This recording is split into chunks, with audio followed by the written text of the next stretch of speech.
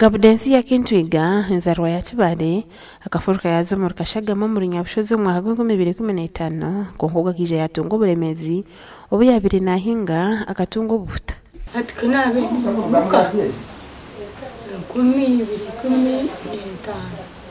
ntacyo tongi ihona agenda narundi wari yabura yatwara mtayi wanje sana nyote naweza yandonda mwibari yabura yarijiro yagenda ekigere cyaya cyangwa nsasa ogwajiro marwaro gatargamwe na gamwe kongana bamjyaho tayine ndwara tutayiza yanyita kandi ngahabaza wakasenje naza kutwashikiremo yanyira tikabagira ngo toyine burwire bona atsana uwiro bareba atakasaga makawo ka komeronsi atkani chini chakabura timamba kugira ngo koko hako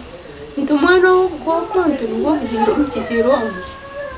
ati masano bwiro batahiwa kama magezi okureka kuzoma marwaro ati nawe nuko kora kuzombe chiraguju konkabi tarho cyahindukiro desente zinabe mbaha mukamwe kanguze mbuzi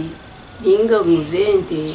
ati nkirengu nyino rugendo ringwa nko rwarkwingiri nguza ka poroto kanje ati ngenda nezi mu sente bakiza pazinye barasumo kurse nazo muhira ngo anyiro kuyaje kuyaho yihiraho cyumuzo nabo kubekeriye mutwari 18 namjyango anyiro umwenda twamubuza amushija we kandi yatugaraka mati wenti ekekise botine no kunakigambe no bunto wabe busigiro umwe nawe nuko yaburira atyo na wari ko handa tinkumanya mbwe nawo kuba namuhereranira kuyantandika kubora takankora taka ogwo bwati nashaba nyamba baze kumuhwera akatunga cyo kurya naho kuturubaje ahora nasasa ate chango kindemerere ichango kinkure mu chango ndalenti nanako kubyamara mane mbani yenda ko kurya mukama chingwataho yampakanya ukareka kwicara mutahona siri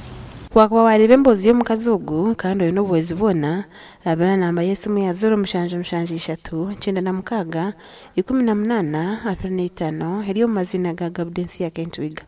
gashoka andatkunda